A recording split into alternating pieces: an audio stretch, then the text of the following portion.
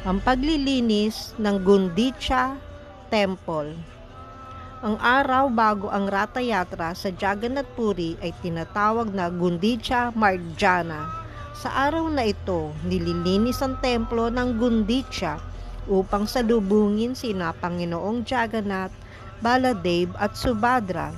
Ang templo ng Gundicha ay matatagpuan 3 kilometro sa hilagang silangan ng templo ng Jagannath.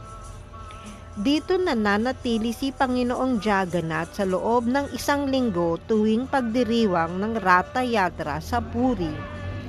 Si Panginoong Chaitanya Mahaprabhu mismo ang naglilinis ng templo ng Gundicha kasama ang daang-daang deboto. Ginawa ito ng Panginoon upang magturo sa iba. Habang maligaya siyang naglilinis, paulit-ulit niyang inaawit ang Hare Krishna na Mahamantra. Gayun din, ang lahat ng deboto ay nag-aawitan din habang ginagampanan ang kani-kanilang mga tungkulin. Ang buong katawan ng Panginoon ay nabalot ng alikabok at dumi.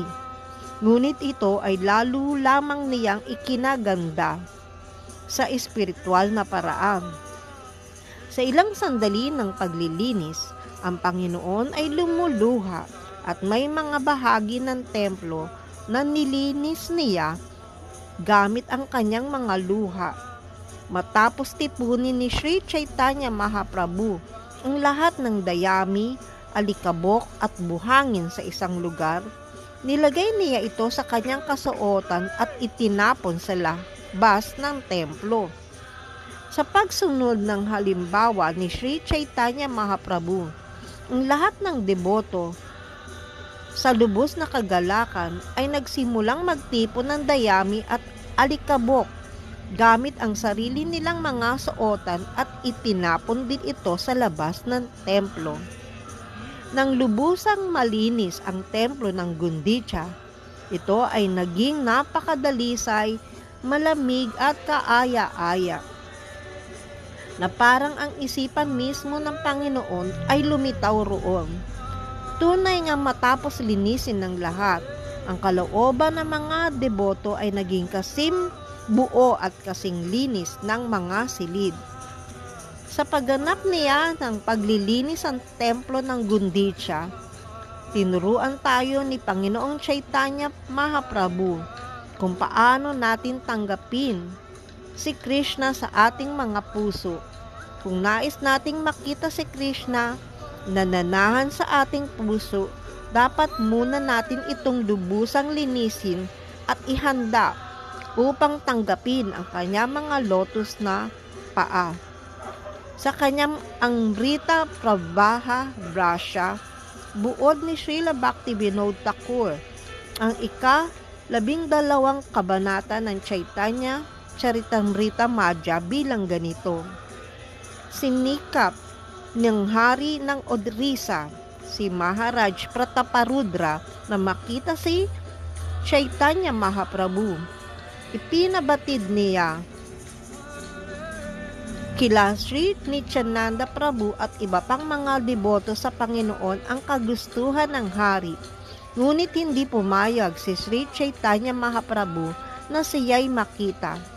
Sa panahong iyon, nagplano si Sri Nityananda Prabhu at ipinadala niya sa hari ang 1 piraso ng kasuotan ng Panginoon.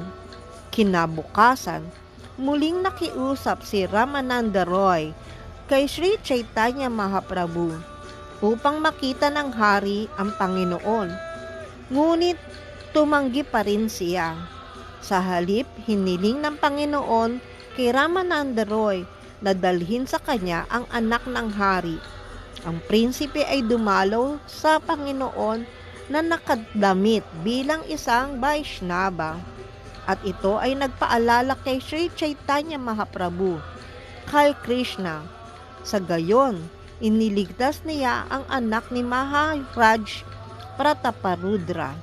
Matapos nito, hinugasan ni Sri Chaitanya Mahaprabhu ang templo ng Gundicha bago ang Ratha Yatra. Siya'y naligo sa lawa ng Indradyumna at kumain ng prasyadam sa kalapit na hardin. Habang nililinis ng Panginoon ang templo ng Gundicha, isang Gaudiya Vaishnava ang naghugas ng kanyang mga paa at ininom ang tubig nito. Ang pangyayaring ito ay napakahalaga sapagkat nagdulot ito ng matinding espiritual na pagmamahal sa debotong iyon. Pagkatapos nito, nawalan ng malay si Gopala, anak ni Advaita Prabhu, habang nasa kirtan, at nang hindi siya agad magkamalay, siya ay binigyan ng biyaya ni Sri Chaitanya Mahaprabhu at ginising. Labis ang galak ni Sri Chaitanya Mahaprabhu nang muling masilayan ang anyo ni Jagannath matapos ang panahong siya ay nakatago. Sa oras na iyon, kasama niya ang lahat ng deboto at silang lahat ay labis na nasiyahan. Haribol.